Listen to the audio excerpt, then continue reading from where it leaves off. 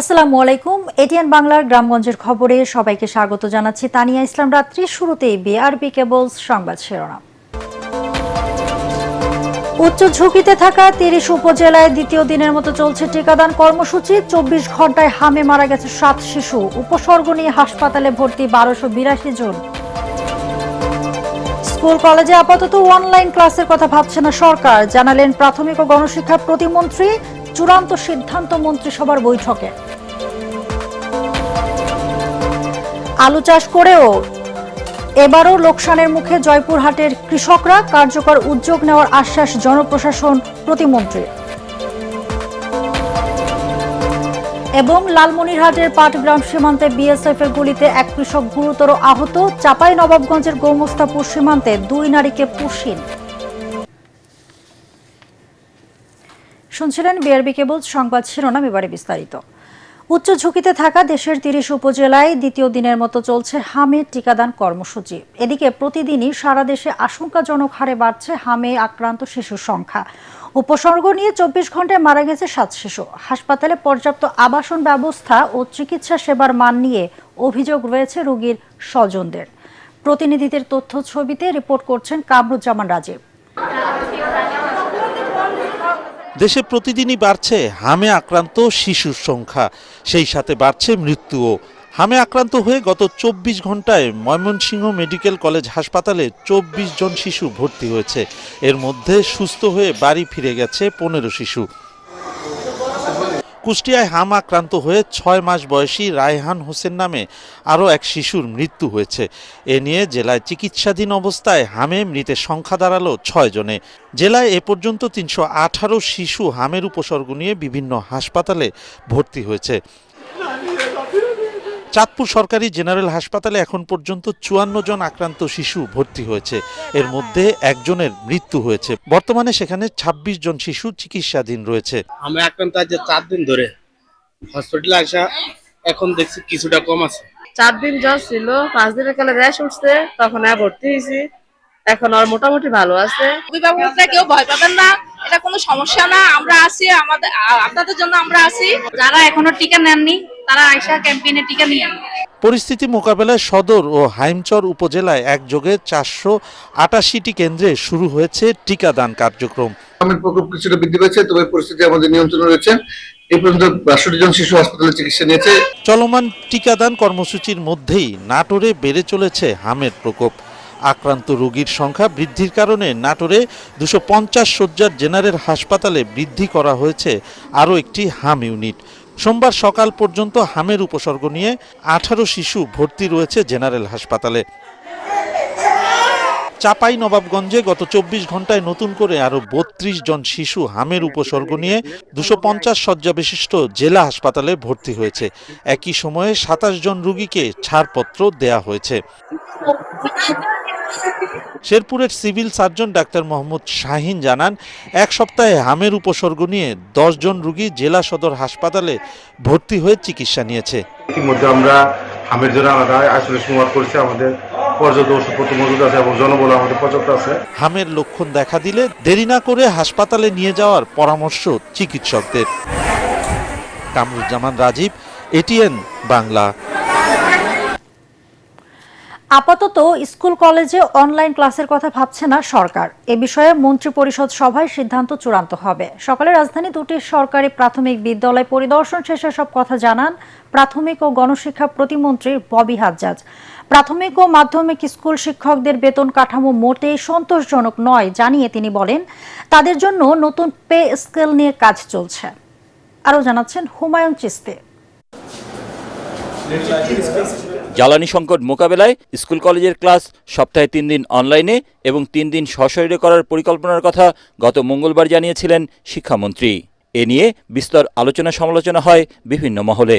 সোমবার সকালে রাজধানীর মিরপুরে প্রথমে হাজী ইউসুফ আলী সরকারি প্রাথমিক বিদ্যালয় ও পরে শেরেবাংলা সরকারি প্রাথমিক বিদ্যালয় পরিদর্শন করেন প্রাথমিক ও গণশিক্ষা প্রতিমন্ত্রী ববি হাজ্জাজ। পরে তিনি গণমাধ্যমকে জানান, আপাতত স্কুল কলেজে অনলাইন ক্লাসের পরিকল্পনা থেকে সরে এসেছে সরকার। এনার্জি ক্রাইসিসের জন্য কি হতে পারে বা কি হওয়া উচিত, এটা শুধু আমার প্রাথমিক শিক্ষা মন্ত্রণালয় বা শিক্ষা মন্ত্রণালয় থেকে আসবে না, এটা আসবে আপনার ক্যাবিনেট থেকে, মাননীয় প্রধানমন্ত্রীর নেতৃত্বে। এবং সেই জায়গায় লাস্ট যে আলোচনা যে আমরা অনলাইনের দিকে যাচ্ছি না। প্রতিমন্ত্রী জানান, শিক্ষা খাতের উন্নয়নে আগামী 5 বছরে বর্তমানের চেয়ে 3 গুণ বেশি খরচ করা হবে। প্রাথমিক ও মাধ্যমিক স্কুল শিক্ষকদের বেতন এখনো অনেক কম উল্লেখ করে তিনি বলেন, এ নিয়েও কাজ করছে সরকার। এটা সত্যি যে আমাদের প্রাথমিক শিক্ষকদের টোটাল টেক হোম স্যালারিটা আসলে এর থেকে অনেক বেশি বৃদ্ধি হওয়া উচিত। তো এই জায়গা থেকে টোটাল মানে সকল শিক্ষকদের জন্য, শুধু প্রাথমিক মাধ্যমিক উচ্চ মাধ্যমিক সকল শিক্ষকদের জন্য নতুন পে স্কেল নিয়ে আলোচনা চলছে। সেটা যেহেতু দুটো মন্ত্রণালয় মিলেই আলোচনা চলছে এবং আলোচনা অনেক দূর অগ্রসর হয়েছে, সো আগামী দিনগুলোতে এটা নিয়ে আপনাদেরকে জানাতে পারব। হাম প্রতিরোধে প্রাথমিক বিদ্যালয়ে কি ব্যবস্থা নেওয়া হয়েছে এমন প্রশ্নের জবাবে প্রতিমন্ত্রী জানান, প্রাথমিক বিদ্যালয়ের শিক্ষার্থীদের টিকা দেওয়ার বিষয়ে স্বাস্থ্যমন্ত্রীর সাথে কথা হয়েছে। এছাড়া হামের প্রতিরোধমূলক ব্যবস্থা নিতে স্কুলগুলোকে নির্দেশনা দেওয়া হয়েছে। হুমায়ুন চিস্তি, এটিএন বাংলা, ঢাকা। ইরান যুদ্ধের দিন যতই গড়াচ্ছে ততই তেলের সংকট প্রকট আকার ধারণ করেছে ঢাকার শিল্পাঞ্চল আশুলিয়ায়। এতে ব্যাহত হচ্ছে শিল্প কারখানার উৎপাদন। বিদ্যুতের লোডশেডিংয়ে কারখানাগুলোর একমাত্র ভরসা তেল। কাঙ্ক্ষিত তেল না পেয়ে বিপাকে এসব কারখানার মালিকরা। শিল্পাঞ্চল আশুলিয়ায় তেল পেতে 3-4 দিন আগে পাম্প মালিকদের কাছে সিরিয়াল দিতে হচ্ছে শিল্প কারখানা কর্তৃপক্ষকে। এই অবস্থা অব্যাহত থাকলে যে কোনো সময় কারখানাগুলোতে উৎপাদনে মহা বিপর্যয় নেমে আসবে বলে আশঙ্কা প্রকাশ করছেন তারা। এছাড়াও পণ্যবাহী ট্রাক ও শিল্প কারখানার মালামাল বহনকারী বিভিন্ন পরিবহনেও রয়েছে তেল সংকট। জামালপুরে ইসলামপুরে পাম্পে তেল বিক্রি হওয়ার কথা ফেসবুকে ছড়িয়ে পড়লে দীর্ঘ সময় অপেক্ষা করেও জ্বালানি তেল না পেয়ে 2 ঘন্টা সড়ক অবরোধ করে রাখে মোটরসাইকেল চালকরা। এতে জামালপুর দেওয়ানগঞ্জ আঞ্চলিক সড়কের উভয় পাশে যান চলাচল বন্ধ হয়ে তীব্র যানজটের সৃষ্টি হয়। পরে পুলিশ ও সেনাবাহিনী গিয়ে পরিস্থিতি নিয়ন্ত্রণে আনে।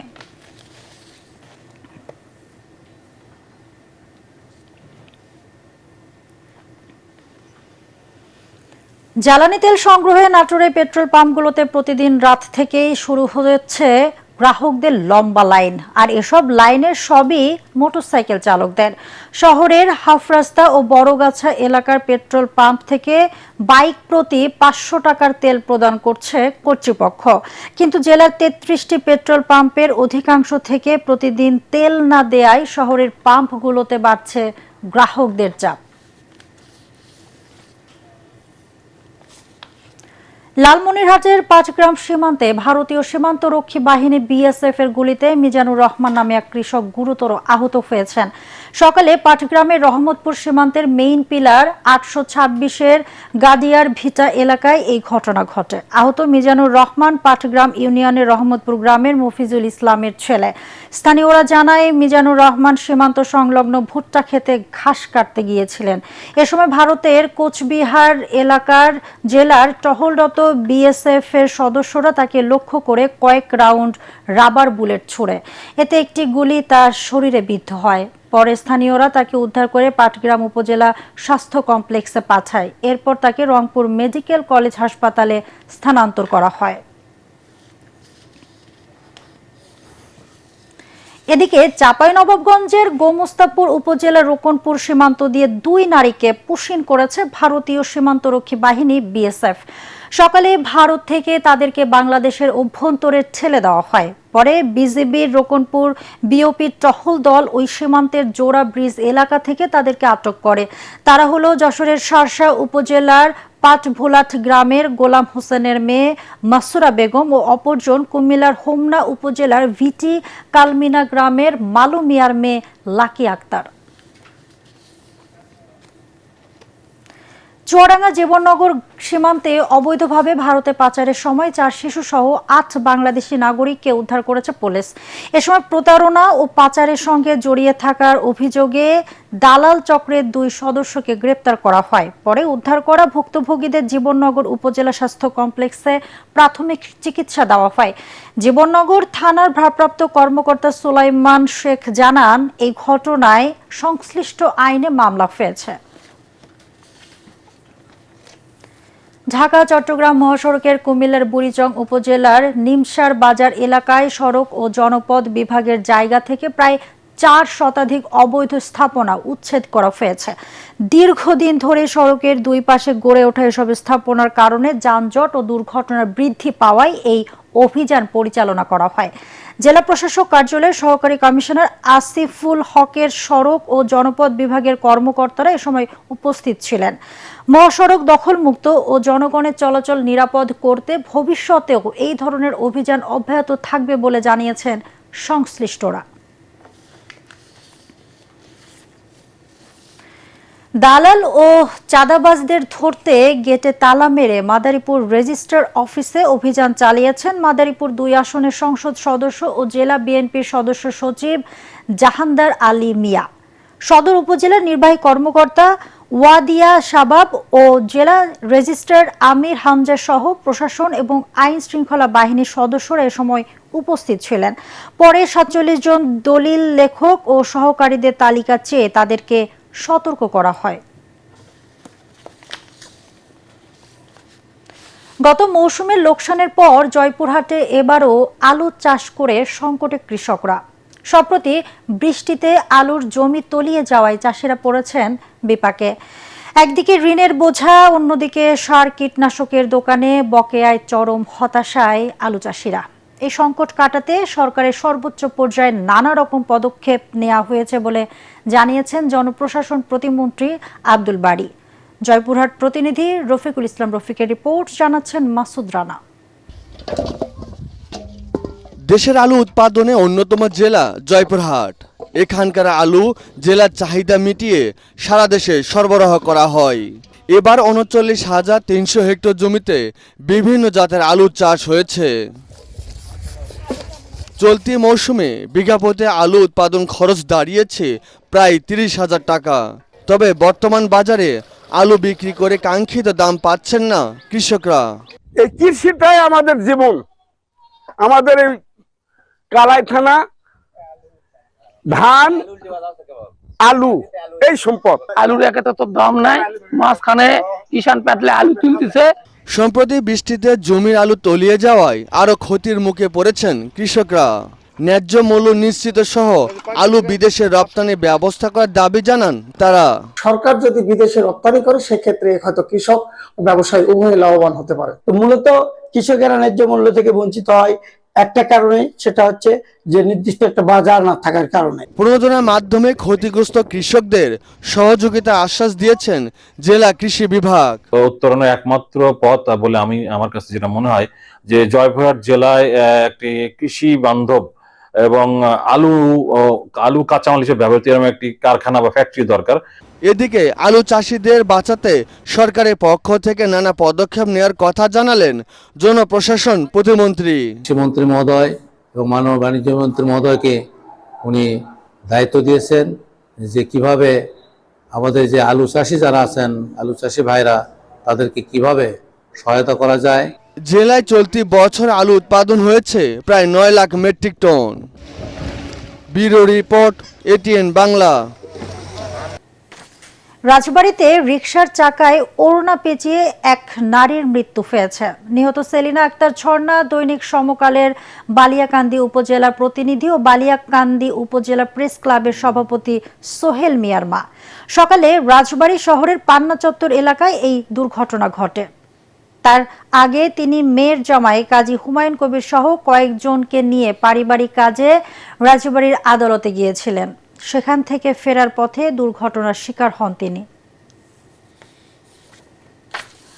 ব্রাহ্মণবাড়িয়ার আশুগঞ্জ রেলওয়ে স্টেশনে ঢাকামুখী কর্ণফুলী কমিউটার ট্রেনে অভিযান চালিয়ে বিপুল পরিমাণ ভারতীয় শাড়ি জব্দ করেছে রেলওয়ে পুলিশ। গতকাল সন্ধ্যায় এই অভিযান পরিচালনা করা হয়। জব্দ করা শাড়ির আনুমানিক মূল্য প্রায় 54 লাখ টাকা। তবে এই ঘটনায় কাউকে আটক করা সম্ভব হয়নি। যশোরের বেনাপোল স্থলবন্দরে সিনথেটিক ফেব্রিক্স ঘোষণার আড়ালে শাড়ি ও 3 পিস আমদানির একটি চালান আটক করেছে কাস্টমস কর্তৃপক্ষ। বেনাপোল কাস্টমসের সহকারী কমিশনার রাহাত হোসেন জানান, ঢাকার নুসরাত ট্রেডিং নামে একটি আমদানিকারক প্রতিষ্ঠান শনিবার ভারত থেকে 260 প্যাকেজের সিনথেটিক ফেব্রিক্সের একটি চালান আমদানি করে। পরে গোপন সংবাদের মাধ্যমে ১৯ নম্বর সেডে অভিযান চালিয়ে চালানটিতে ২৬০ প্যাকেজের স্থলে ২৬৭ প্যাকেজ বিপুল পরিমাণ ভারতীয় শাড়ি পাওয়া যায়। এই ঘটনায় জড়িতদের বিরুদ্ধে আইনানুগ ব্যবস্থা নেওয়া হবে বলে জানান ওই কর্মকর্তা। মুন্সিগঞ্জের শ্রীনগরে একটি রেস্টুরেন্টে গ্যাস সিলিন্ডার থেকে অগ্নিকাণ্ডের ঘটনায় আসবাবপত্র, ডেকোরেশন সামগ্রী, কিছু ফার্নিচার ও রান্নাঘরের অংশ বিশেষ পুড়ে গেছে। সকালে উপজেলার ভাগ্যকুল রোডে নবাব কাচ্চি ডাইন রেস্টুরেন্টে এই ঘটনা ঘটে। খবর পেয়ে শ্রীনগর ফায়ার স্টেশনের 2টি ইউনিট দ্রুত ঘটনাস্থলে পৌঁছে আগুন নিয়ন্ত্রণে আনে। কৃষি মন্ত্রণালয়ের সার ডিলার নিয়োগ ও সার বিতরণ সংক্রান্ত নীতিমালা ২০২৫ দ্রুত বাস্তবায়নের দাবিতে মানববন্ধন অনুষ্ঠিত হয়েছে। জেলা প্রশাসকের কার্যালয়ের সামনে বিএডিসি সার ডিলার অ্যাসোসিয়েশনের ব্যানারে এই মানববন্ধন অনুষ্ঠিত হয়। মানববন্ধনে বিএডিসি সার ডিলাররা বক্তব্য রাখেন। পরে জেলা প্রশাসক ও কৃষি সম্প্রসারণ অধিদপ্তরের উপপরিচালকের মাধ্যমে প্রধানমন্ত্রী বরাবর স্মারকলিপি দেওয়া হয়। ঝালকাঠির কাছাড়ে উপজেলার পশ্চিম আওড়া গ্রামের তালতলা খাল সংলগ্ন বেড়িবাঁধ নির্মাণ কাজে ভূমিদস্যুদের বাধা দেওয়ার প্রতিবাদে মানববন্ধন করেছে এলাকাবাসী। এ সময় মানববন্ধনে ভূমিদস্যুরা হামলা করে বলে অভিযোগ উঠেছে। পরে গ্রামবাসীর প্রতিরোধে হামলাকারীরা পিছু হটে। সকালে উপজেলার পশ্চিম আওড়া তালতলা খাল সংলগ্ন রাস্তায় এই মানববন্ধন অনুষ্ঠিত হয়। মানববন্ধনে কাছাড়ে উপজেলা কৃষক দলের সভাপতি আব্দুল মালেক তালুকদার সহ অন্যান্যরা বক্তব্য রাখেন। পিরোজপুরের মঠবাড়িয়ার সোনাখালীতে নির্মাণাধীন উত্তর সোনাখালী সরকারি টেকনিক্যাল স্কুল অ্যান্ড কলেজ স্থানান্তর না করার দাবিতে মানববন্ধন করেছেন এলাকাবাসী। সকালে মঠবাড়িয়ার সোনাখালী পাথরঘাটা সড়কে আমরাগাছিয়া ইউনিয়নের এলাকাবাসীর উদ্যোগে এই মানববন্ধন অনুষ্ঠিত হয়। ঘণ্টাব্যাপী চলা এই মানববন্ধনে শত শত নারী পুরুষ অংশ নেন। বগুড়ায় যথাযোগ্য মর্যাদায় পালিত হলো জাতীয় আন্তর্জাতিক ক্রীড়া দিবস। এই উপলক্ষে সকালে জেলা প্রশাসকের কার্যালয় থেকে বর্ণাঢ্য র্যালি বের করা হয়। এতে বিভিন্ন শিক্ষা প্রতিষ্ঠানের শিক্ষার্থী, ক্রীড়াবিদ ও ক্রীড়া সংগঠকরা অংশ নেন। পরে জেলা প্রশাসকের কার্যালয়ের করতোয়া অডিটোরিয়ামে আলোচনা সভা ও কৃতি সাঁতারুদের সংবর্ধনা দেওয়া হয়। এদিকে বরিশালেও জাতীয় ও আন্তর্জাতিক ক্রীড়া দিবস উদযাপিত হয়েছে। এই উপলক্ষে আউটার স্টেডিয়াম থেকে র্যালি বের হয়ে নগরীর বিভিন্ন সড়ক প্রদক্ষিণ করে। পরে আলোচনা সভায় প্রধান অতিথি ছিলেন জেলা প্রশাসক খায়রুল আলম সুমন।